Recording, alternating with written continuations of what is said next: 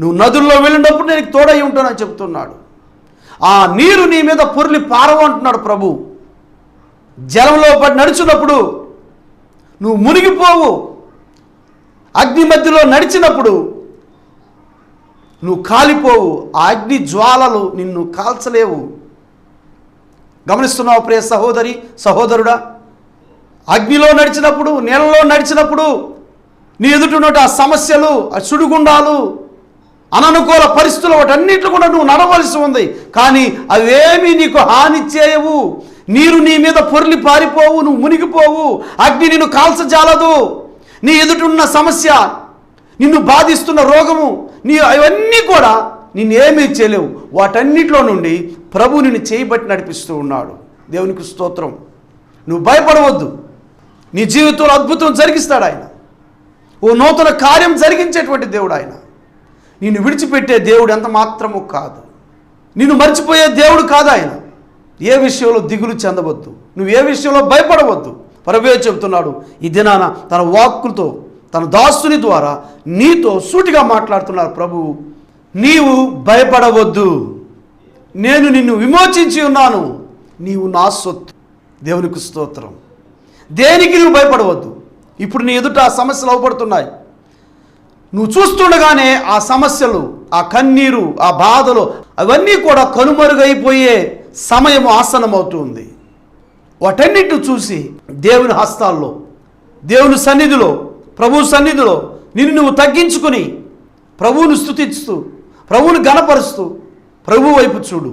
నీకున్న ఆ సమస్యల వైపు కాదు, దేవుని వైపు చూడు. నిన్ను తగ్గించుకొని ప్రభు సన్నిధిలో ఉన్నప్పుడు తప్పకుండా ప్రభు ఆ మంచి సమయంలో నిన్ను హెచ్చిస్తాడు, ఆశీర్వదిస్తాడు. Humble your self under the mighty hand of God and he will lift you in his due time and he will lift you in his good time. నిన్ను నీవు ఆయన బలిష్టమైన చేతుల క్రింద దీన మనస్కులై తగ్గించుకొని ఉంటే ప్రభువు తన మంచి సమయంలో నిన్ను హెచ్చించబోతూ ఉన్నాడు. దేవునికి స్తోత్రం. తను ఏర్పాటు చేసుకున్న సరి అయిన సమయంలో, గుడ్ టైంలో నిన్ను గొప్పగా చేయబోతూ ఉన్నాడు. నీ కుటుంబాన్ని దీవించబోతున్నాడు.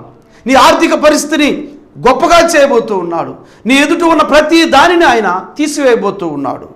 అయితే నిన్ను నీవు ఆయన బలిష్టమైన రెక్కల చాటున తగ్గించుకుని ఉండాలి. God oppose to the proud and he give grace to the humble. దేవుడు అహంకారులు ఎదిరించి దీనులకు కృప అనుగ్రహించేటువంటి వాడు మన యేసయ్య. దేవునికి స్తోత్రం.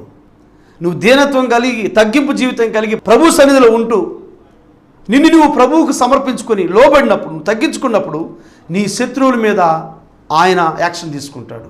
నీ మటుకు నువ్వు పగ తీర్చుకోవద్దు. నీ మటుకు నువ్వు రివెంజ్ తీసుకోవద్దు. పగ తీర్చుట ప్రభు పని. ఆయనకి అప్పచెప్ప, ఓర్చుకుని ప్రభువుకి అప్పచెప్తే ప్రభు అంటున్నాడు పగ తీర్చుకునుట నా వంతు అంటున్నాడు. దేవునికి స్తోత్రం. ప్రభువుకి అప్పచెప్పు, ప్రభువే చూసుకుంటాడు. ఆయనే కార్యం జరిగిస్తాడు. నువ్వు కొడితే చిన్న దెబ్బ కొడతావేమో, చిన్న నష్టం వాళ్ళకి చేస్తావేమో, కానీ దేవుని హస్తాల్లో నుంచి తప్పించుకునుట మామూలు పని కాదు. ప్రభువే తీసుకుంటాడు. ఓ అద్భుత కార్యం జరిగిస్తాడు. ప్రభు నీతో చెప్తున్న మాట, నువ్వు భయపడవద్దు, నేను నీకు సహాయం చేస్తానని చెబుతూ ఉన్నాడు. బైబిల్ అంతట్లో చూస్తే మనము భయపడవద్దు, నాట్ ఫియర్ అనే మాట కింగ్ జేమ్స్ వర్షన్లో 365 పర్యాయాలు రాయబడింది. అనగా ప్రతిరోజు కూడా ఏదో ఒక భయంతో నువ్వు బాధపడుతూ ఉండొచ్చు, ఏదో ఒక సమస్యతో నువ్వు బాధపడుతూ ఉండవచ్చు. అయితే పరిశుద్ధ గ్రంథంలో నుండి ప్రభు తన లేఖనం ద్వారా ఈ దినం నీతో మాట్లాడుతున్నాడు. భయపడవద్దు, భయపడకుము, పేరు పెట్టి నేను పిలిచి ఉన్నాను, నీవు నా సొత్తు. నీవు, నేను, ప్రభు అంగీకరించిన బిడ్డలందరూ కూడా మనమందరము ఆయన సొత్తు. దేవునికి స్తోత్రం. ఆయన సొత్తు చుట్టూ ఆయనకి చెందిన వారము, ఆయన బిడ్డలము, ఆయన రక్తం చేత కడగబడినటువంటి వారము. నిన్ను, నన్ను, మనలందరినీ ఆయన తన బలిష్టమైన రెక్కల చాటును దాచి ఉంచుతాడు. ఏ కీడు రాకుండా, ఏ అపాయం రాకుండా ప్రభు దాచి ఉంచుతాడు.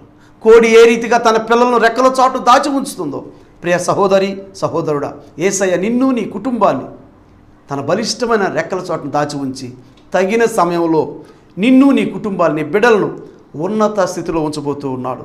అట్టి కృపను ప్రభు మీకు అనుగ్రహించునుగాక.